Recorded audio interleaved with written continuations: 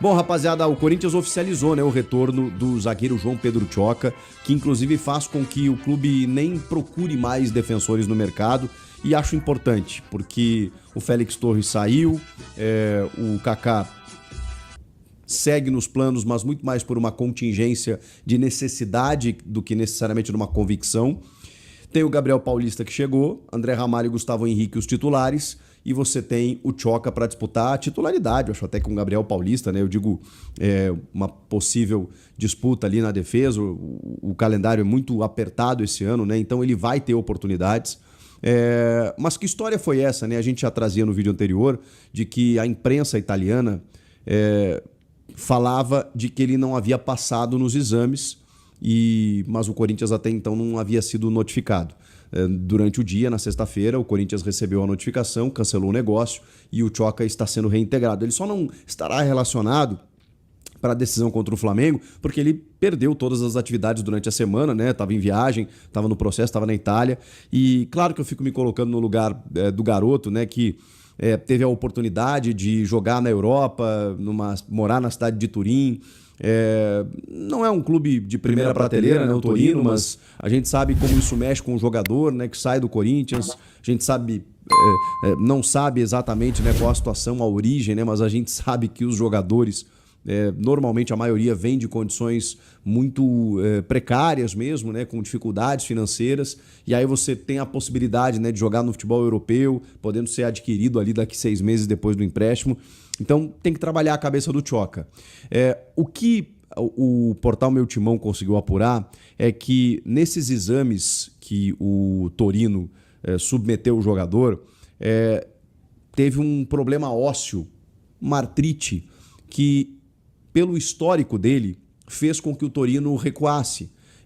E tentasse daqui a pouco fazer uma nova avaliação ou inclusive até pedir um desconto na negociação com o Corinthians. E o Corinthians refutou totalmente, até porque, conforme até o relato que o próprio clube divulgou hoje para a imprensa, ele estava jogando normalmente, estava relacionado no jogo anterior à viagem, né, contra o Velo Clube, ou seja, não aparentava nenhum problema físico, médico, clínico, para que ele fosse impedido de jogar, de ter essa negociação. Então o Tchoca reintegrado e, cara, ele vai ter outras oportunidades, tanto no Corinthians quanto de daqui a pouco ser vendido ali na frente, talvez até num acordo melhor, porque eu não estava gostando muito dos valores envolvidos, acho que o Tchoca pode ser negociado por mais. Enfim, falando sobre a Supercopa também, a gente falou sobre o Tchoca de não poder ser relacionado, né, porque ele perdeu os treinamentos da semana. O Memphis e o Mateuzinho, eles não participaram da primeira atividade nessa sexta e deu uma preocupada na galera, mas foi só uma preservação. Depois eles participaram da segunda parte do treino, então ambos estão confirmadíssimos para esse confronto no domingo diante do Flamengo. Por outro lado, a gente vai ter o Caio César, por exemplo, né, que até não conseguiu ser apresentado nessa sexta-feira por um problema de energia elétrica lá no CT Joaquim Grava, na região ali do Parque Ecológico do Tietê. Uma questão de luz mesmo, de energia. Ele não conseguiu ser apresentado na sua entrevista coletiva, concedeu algumas palavras para a Corinthians TV. Está relacionado para o jogo, não vai ser titular, mas vai ser uma arma importante. Está regularizado no BID e tudo mais. Agora tem o lado do Flamengo, né? Como é que vem o Flamengo para essa decisão? Eu vou projetar os times no vídeo pré-jogo desse sábado, mas o Lucas Paquetá, ele já está regularizado no BID informativo, né? O boletim informativo diário da CBF, e, portanto, pode jogar. Eu acho difícil que como titular, porque ele chegou agora, né? Chegou essa semana e provavelmente fez pouquíssimas atividades com o Felipe Luiz, que já tem um elenco, um time montado. A gente sabe do investimento que foi feito, né, no Paquetá, 40 milhões de euros, mas eu acho muito difícil que ele seja titular já no primeiro jogo. Agora, provavelmente vai entrar na partida, né? Então não sei em que condições, né? Porque também não deve estar totalmente entrosado, mas é um jogador de Premier League, de seleção brasileira. Acho que no Brasil, pelo nível que ele tem, vai sobrar por aqui. Vamos ver o que vai acontecer, né? Mas o Paquetá é um reforço do Flamengo, que deve ter o Rossi no gol, Varela e o Alexandre nas laterais, os Léos na defesa, né? O Léo Ortiz e o Léo Pereira, meio de campo com o Pulgar, Jorginho, Arrasca, E aí tem essa dúvida aí, né? Será que ele começa com o Paquetá? Acho difícil, mas aí tem o Plata, tem o Lino, tem o Bruno Henrique, tem o Pedro, enfim, tem toda essa tem o Carrascal, tem toda essa galera aí para entrar no time do Flamengo. É um baita time, um senhor time que ainda tem banco, né? Ainda tem Cebolinha, se o Lino não jogar então no segundo tempo, tem Luiz Araújo, tem uma infinidade de opções. Gente, o Flamengo é favorito. É favorito pela qualidade técnica. Agora, perdeu para o São Paulo no Brasileiro, perdeu para o Fluminense no Carioca, tá um pouquinho mordido pelos resultados recentes, né? O que também não é muito bacana para o Corinthians, mas enfim, jogo é jogado, jogo único, e eu tenho certeza que a postura do Corinthians vai ser diferente em relação aos últimos jogos, porque trata-se de uma decisão, tem valores envolvidos, como inclusive uma premiação que aumentou. Aumentou pouca coisa, tá? Em relação ao ano passado.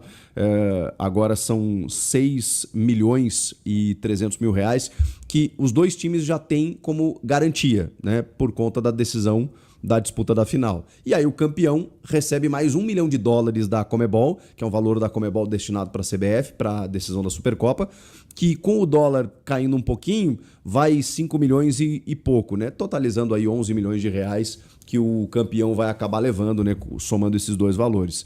Trata-se de um valor interessante. Agora, é claro que tem uma fatia aí dessa premiação que o Corinthians tem que destinar para o Memphis Depay, não só pelos débitos que tem com ele, mas também pelos gatilhos do seu contrato. E também pode ser que uma parte do valor seja, digamos assim, bloqueado por conta daquele acordo mal feito do Duílio com a Caixa Econômica Federal, que tem como bloquear receitas, praticamente todas as receitas do clube. Um negócio inacreditável.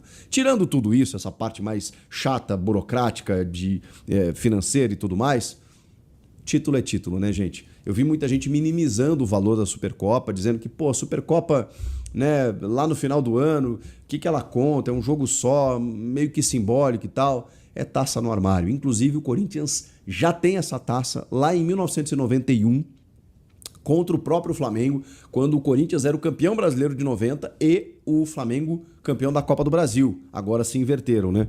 O Corinthians é o campeão da Copa do Brasil e o Flamengo o campeão brasileiro. De qualquer forma, um torneio que é valorizado sim nos últimos anos. A gente tem essa decisão aí do supercampeão do Brasil. Se perder não entra em crise? Acho que não. Agora, se ganhar, eu acho uma coisa legal você já começar o ano como campeão. Não vem me dizer que é ruim, não, que é fraco, que é menor, que não sei o quê, porque taça é taça, tá bom? Acho que falei de tudo que eu precisava falar. Agora eu finalizo o vídeo com mais uma proposta por Yuri Alberto. Que loucura, hein? A informação inicial acho que foi trazida pelo Benjamin Bach, se eu não estiver enganado. Mas a galera avançou nos últimos dias aí em relação aos valores que ele teria recebido, essa proposta do Fenerbahçe, da Turquia, mas já teria sido rechaçada pelo Corinthians. Por que o Corinthians recusa tantas propostas pelo Yuri Alberto? A gente falou da Lazio, falou da Roma. Vamos lá. Porque o Corinthians tem 50% apenas dos direitos do Yuri. Então, qualquer valor, você tem que dividir ele por 2. E um pouco menos até, porque tem 5% que é do André Curi.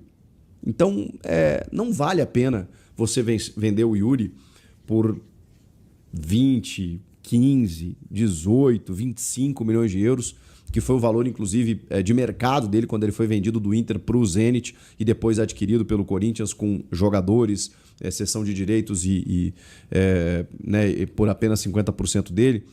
Não vale a pena você vender por esse valor. E a informação de que a proposta do Fenerbahçe é de 18 milhões de euros. Na verdade, 15 de imediato, podendo chegar a 18 com 3 milhões de euros em bônus aí por algumas metas alcançadas. Cara, não dá para começar a conversar. Eu sei que o Yuri daqui a pouco tem o sonho de jogar na Europa, eu sei que muita gente contesta a qualidade técnica do Yuri, eu sei que ele oscila mesmo, mas vamos lá, eu acho que o saldo ainda é positivo do Yuri. Ele decidiu uma Copa do Brasil junto do Memphis, junto do Bidon, junto do elenco, enfim, mas ele foi super importante. Não tem um mês, ou tem um mês, né? Foi 21 de dezembro.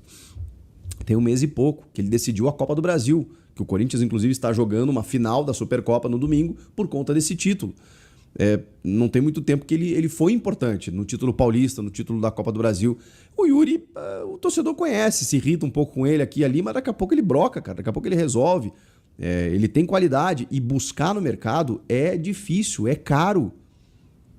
O Inter, fazer um exemplo aqui, o Inter anunciou o Alejandro, que em 2024 foi artilheiro junto com o Yuri Alberto, fazendo 16 gols, talvez. Agora eu não lembro exatamente o número de gols no Brasileiro naquela temporada. E tanto que ele estava no CSKA e tal, foi negociado. O Alejandro, pelo Vitória, fez muitos gols e tudo mais. O custo dessa operação, caso o Inter precise comprar o jogador, será de 7 milhões de euros. Cara, 7 milhões de euros, e eu tô falando do Alejandro, que estava no Vitória. Não tô falando do Yuri Alberto, que tem um valor de mercado muito superior. Então, para você buscar no mercado, e aí vocês, sei lá, vão achar que os jogadores que estão oferecidos no mercado aí, né? Que o Corinthians daqui a pouco poderia contratar. O Alejandro, o Derek Lacerda. Vocês acham que ele daria uma resposta maior do que a do Yuri? Eu discordo. Que acho que o Yuri é identificado, é um cara que corre o campo inteiro, um cara que não se esconde, é um cara que não se abala com crítica, que daqui a pouco ele vai errar, mas daqui a pouco ele vai acertar. Então, eu já considerei negociar o Yuri, porque, enfim, acho que ciclos, né, eles podem ser encerrados. Agora precisa ser compensatório, né? Não pode ser simplesmente doar o jogador para se livrar e daqui a pouco botar qualquer reposição no lugar. Ou vai ficar com o Pedro Raul.